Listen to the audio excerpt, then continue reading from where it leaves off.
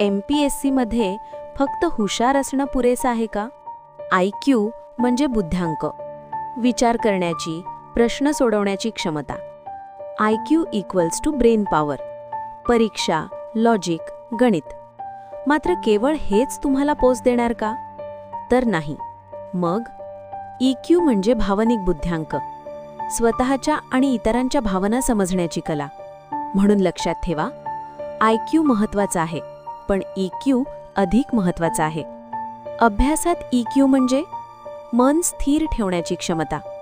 EQ equals to ताण आला तरी अभ्यास चालू ठेवणं, कंपॅरिझन न करणं, अपयश पचवणं, कन्सिस्टन्सी ठेवणं. हे सगळं भावनिक बुद्धिमत्ता आहे.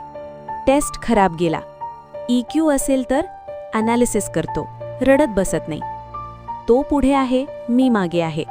EQ असेल तर स्वतःच्या प्रोग्रेसवर लक्ष देतो, पेपर पाहून घाबरतो. EQ असेल तर पहिला सोपा प्रश्न सोडवतो. सोपं उदाहरण घेऊन EQ आणि IQ मधील फरक समजून घेतला. अशाच व्हिडिओसाठी अजित सरांचे कॉन्सेप्ट क्लिअर फॉलो करा.